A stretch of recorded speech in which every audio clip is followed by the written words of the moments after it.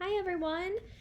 One of our favorite parts of our day at school is when Miss A reads a book to everybody. So, unfortunately, since we can't all be together right now, I figured I could record myself reading one of the books I was going to read to you this week and ask you some questions about the book and to kind of keep a little bit of our routine going, and so you can see and hear my voice still, and hopefully you're able to comment on it with a video, or you can upload something so that I can see and hear you. I've been listening to a lot of you recording and reading your creation uploads or your red folder uploads, and those are coming along very, very nicely. So keep up the good work, guys. One of the books that we were going to read this week is called The Magic Rabbit, and it's by Annette LeBlanc Kate. And I am very excited to read this book because any book that has a rabbit in it is definitely a book that Miss A wants to read. So I'm going to go ahead and get started. Throughout the video, there will be moments where I'll say you can pause and discuss. You can pause and discuss the question I'm going to ask with somebody who is listening to the video with you, or if you don't have somebody listening with you, just pause it and you can think about the questions to yourself. So I'm going to go ahead and get started.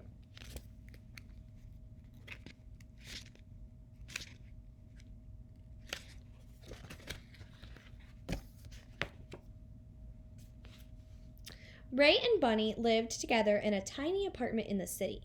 They were business partners. Ray was a magician, and Bunny was his loyal assistant.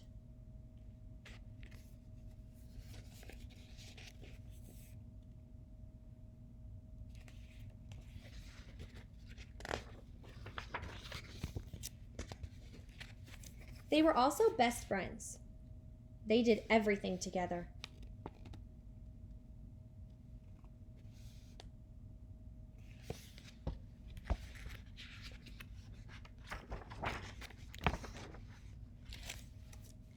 Every Saturday, Ray and Bunny took their magic show downtown.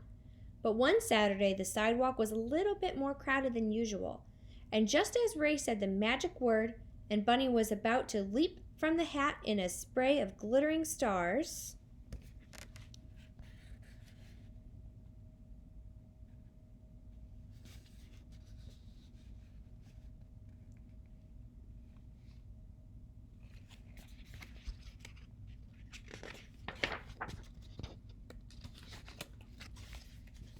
crash! Oof!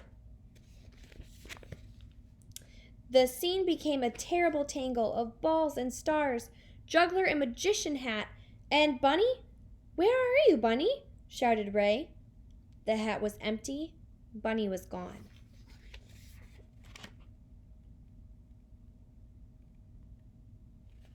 Go ahead and pause the video right now and talk about where is Bunny right now and what is happening in the story so far.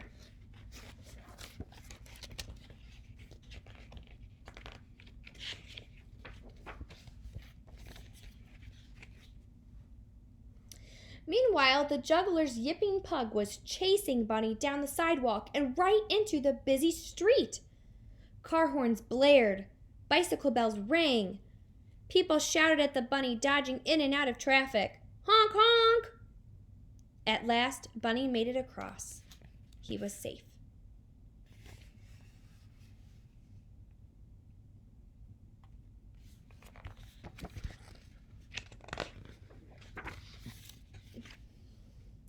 But where was Ray?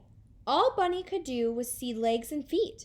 Maybe if Bunny followed them, they would lead him back to Ray. The feet led him to a beautiful, cool green park. It was a beautiful place for a little bunny, full of squirrels to frolic with and little bits of pretzel to nibble on. But there was no Ray.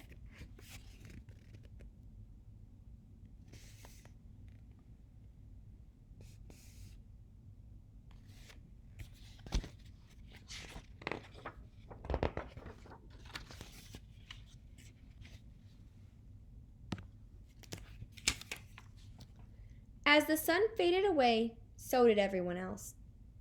Bunny was all alone.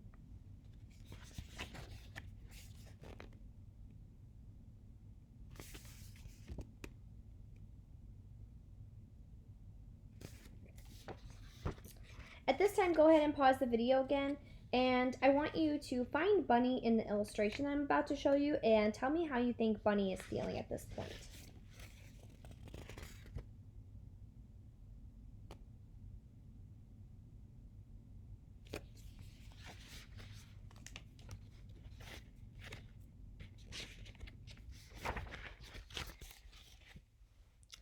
Bunny wandered along the dark street thinking of Ray and wishing that they were sitting down to dinner together right now at their own little table in the kitchen. All around him, people were hurrying home to their own dinners.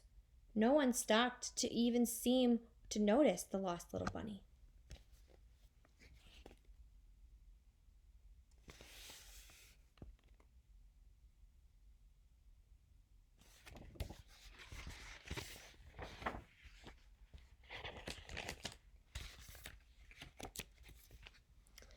Bunny hopped along a little further and then slipped down a dark alley to rest. He was tired and hungry and missed Ray terribly. A tear rolled down his nose. His nose twitched. Then his nose twitched again. Bunny smelled something good to eat.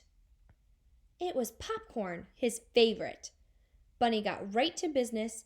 As he was nibbling, he noticed something shiny along the kernels. Glittering stars! Lots of them!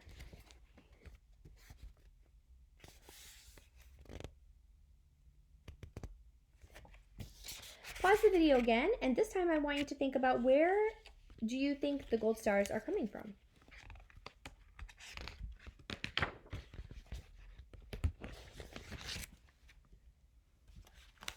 Bunny followed the path of stars out of the alley, along the street, up a hill, and down some stairs.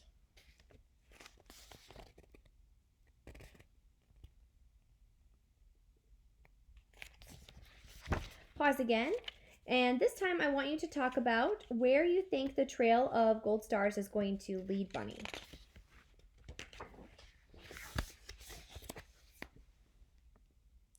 And through the subway station all the way to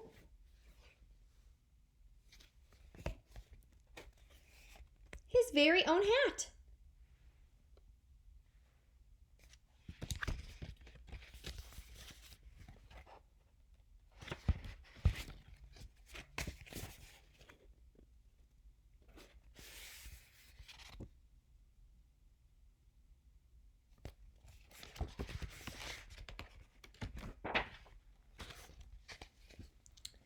The last train of the night pulled away, and only a magician and his bunny assistant were left on the platform.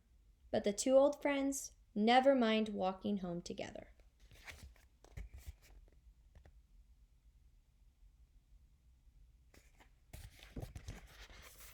At this point, I'm going to ask you a couple of questions about the story, and you can pause after each question to discuss.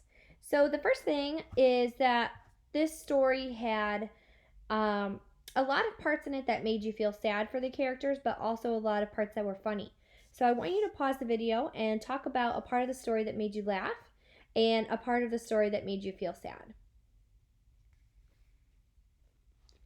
The second question that I want you to talk about is Ray is a magician, and I want to know, what are some things that magicians do?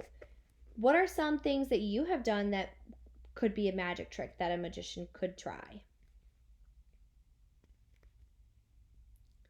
My third question is, what do Ray and Bunny do together to show that they're really good friends?